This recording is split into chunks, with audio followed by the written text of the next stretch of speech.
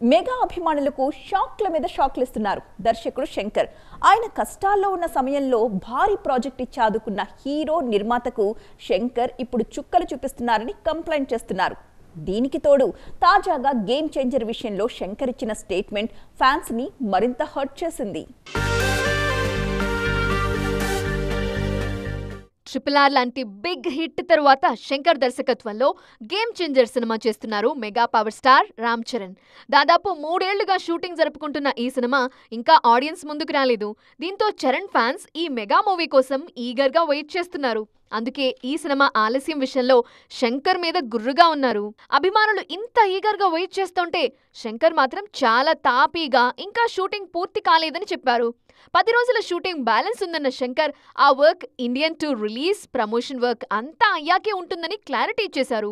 కొద్ది రోజులుగా game changer ని పక్కన పెట్టి పూర్తిగా ఇండియన్ 2 వర్క్ లోనే ఉన్నారు శంకర్. గేమ్ చేంజర్ మొదలైన చాలా రోజుల తర్వాత రీస్టార్ట్ అయిన ఇండియన్ 2 ఆల్రెడీ రిలీజ్ కి రెడీ అయిపోయింది.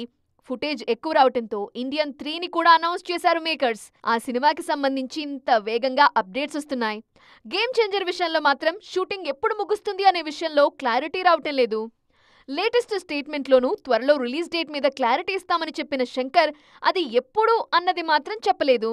అది కూడా ఇండియన్ 2 వర్క్ అంతా అయ్యాక గేమ్ చేంజర్ షూటింగ్ పూర్తి చేసి రఫ్ కట్ చెక్ చేసి ఆ తర్వాతే రిలీజ్ డేట్ మీద నిర్ణయం తీసుకుంటామన్నారు.